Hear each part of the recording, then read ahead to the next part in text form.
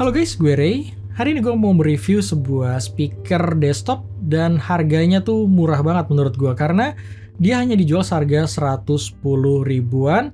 Dan pasti kalian penasaran juga gimana sih kualitas suara dari speaker desktop seharga 100 ribuan ini. Untuk tipenya ini tuh NYK Nemesis Falcon SPN 08. Kalau kalian berminat linknya udah gue taruh di deskripsi di bawah.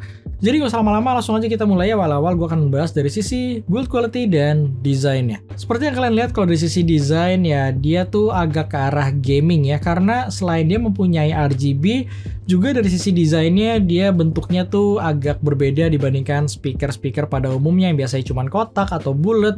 Dia memang gua rasa lebih ke arah gaming. Tapi sebenarnya ini tuh cukup simpel sih kalau buat speaker gaming karena dia tuh nggak terlalu heboh gitu untuk warna dan desainnya, dan untuk size-nya dia kecil banget. Jadi kalau memang kalian pengen mencari speaker yang size-nya kecil nggak bikin ngabisin space, ya speaker ini bisa kalian pertimbangkan. Untuk warnanya dia ada dua buah warna, jadi ada yang hitam dan ada yang putih, jadi kalian bisa menyesuaikan dengan setup kalian. Dan untuk build quality-nya seperti yang kalian duga, untuk harga speaker 100 ribuan, pastinya ketika pertama kali gue pegang memang berasa plastik banget dan speaker ini tuh ringan banget. Jadi gue rasa ya memang untuk harga 100 ribu gue nggak bisa berharap lebih dari build quality yang dikasih dari NYK Nemesis Falcon ini. Dan untuk kabelnya sendiri dia mempunyai kabel yang cukup menurut gue. Untuk panjangnya dia mungkin sekitar 1,5 sampai 2 meter. Terus untuk inputnya sendiri dia dikasih auxiliary atau 3,5 mm input, dan untuk powernya dia menggunakan USB power. Jadi make sure kalian menyediakan slot USB untuk menghidupkan speaker ini. Untuk spesifikasinya sendiri dia mempunyai driver berukuran 51 mm, dan untuk power outputnya dia dilengkapi dengan 3 watt per masing-masing speaker. Jadi totalnya ada 6 watt. Dan untuk spesifikasinya itu aja ya. Dan kalau kekurangannya yang gue rasakan sih paling ada di bagian bawahnya ini. Dia tuh gak dilengkapi dengan pad karet. Jadi dia gampang banget bergeser-geser dan ini akan sangat licin. Kalau kalian mejanya tuh terbuat dari kayu atau misalkan dari vinil, ya gampang aja kegeser-geser. Dan sayang aja menurut gue kalau dikasih karet aja udah better sih.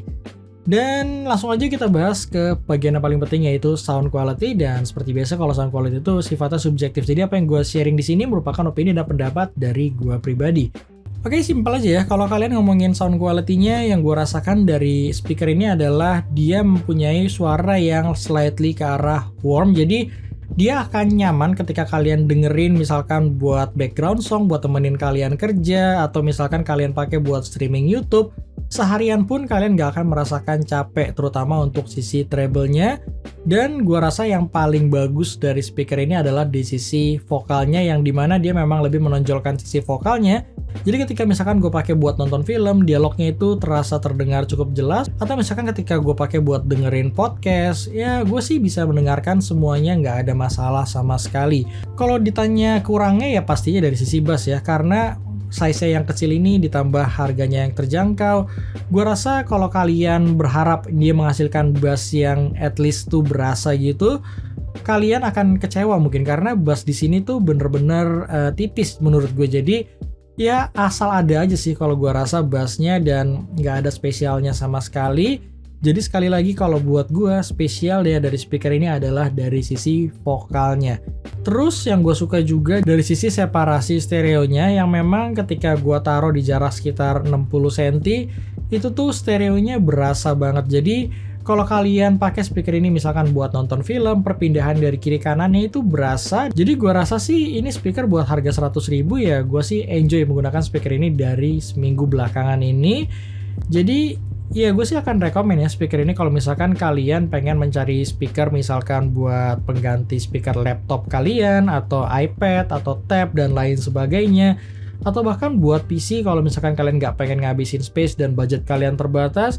Speaker ini juga layak kalian pertimbangkan karena kalau dibandingkan dengan speaker bawaan laptop atau iPad ya gua rasa udah berbeda ya, karena ini udah mempunyai suara yang pasti berasa lebih baik. Jadi ya itu aja ya paling yang bisa gua share dari Nemesis Falcon ini. Kalau kalian berminat, sekali lagi linknya udah gue taruh di deskripsi di bawah. Kalau kalian punya pertanyaan silahkan tulis di kolom komen.